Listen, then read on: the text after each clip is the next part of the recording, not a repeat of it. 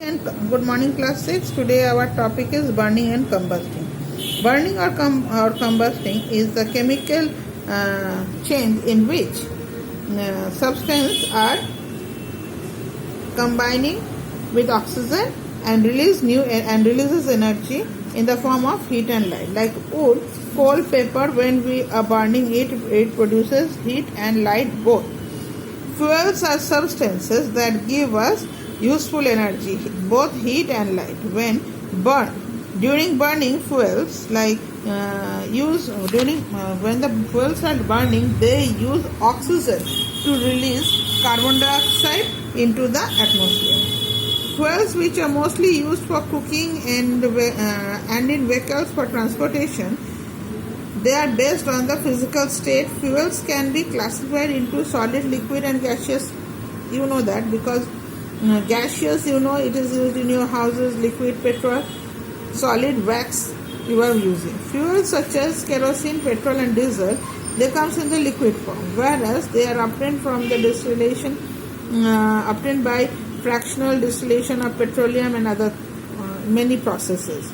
Petrol and diesel are used in automobiles and machines. Kerosene is used for gas cooking, in cooking stoves, and for some places they are lighting lamps too. Fuels such as liquefied petroleum, they were like LPG, which is gas which is used in our home, biogas and composed natural gas, that is CNG, are all in this gaseous fuel. LPG is obtained by fractional distillation of petroleum. LPG, which burns, give carbon dioxide, water vapor and energy. While CNGC also by burning gives carbon dioxide, water vapor, energy. LPG and biogases are used for cooking. CNG is used for running automobiles, as it is cheaper and less pollutant than the petrol and other fuels. Fuels like wood, coal and solid fuels, these fuels mainly contain carbon. By burning, they produce large amount of energy in the form of heat and light, among with ash and smoke. When we burn a wood, we can see smoke everywhere, and after it has been after the burning is completed, we can find ashes. But if you burn petrol, you can find heat, light, bit of smell you are finding, and a bit of smoke is coming, but no leftovers are found, whereas in wood leftovers can be seen, and that is known as ash. Fuel plus oxygen, when heat is getting conducted, it gives light, carbon dioxide and water vapor all. Essential nutrient. So nitrogen, which is the major component, it is present about 78% in the atmosphere, in the air. It is the essential nutrient for all organisms. It helps in building blocks of protein, enzymes and other. In our body also it helps in building blocks proteins in plants, animals, and we do not get it indirectly. We are getting it via plants.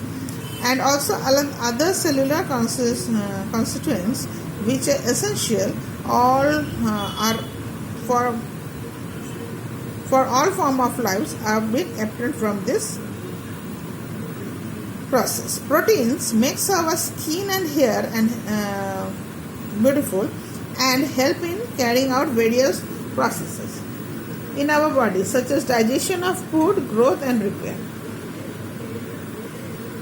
Plants also use nitrogen for growth. So the nitrogen is as it is an important content for making chlorophyll. However, a vast majority of organisms cannot utilize nitrogen directly. As I told, they are getting from it from different process. So we are not able to use nitrogen that is present in the air. It becomes available to us or in other organisms when it is converted into soluble nitrogen compounds like nitrates or fixed nitrogen. Free nitrogen is converted to soluble nitrates with the help of blue-green algae and certain types of bacteria that live in the soil by the process called nitrogen fixation. For this, there are trees also. Some plants are there. In their roots, there are small nodules are there, which is reacting on nitrogen. Ammonia is creating, and different processes is going on to carry on this nitrogen fixation. The soluble nitrogen compounds are taken up easily by plants from soil. So other organisms, they consume these soils, and from there we get this nitrogen. We human beings also consume plants, and from there we get this nitrogen for our body. So I am putting it this much only. First you understand this much, then I will do air pollution. Okay.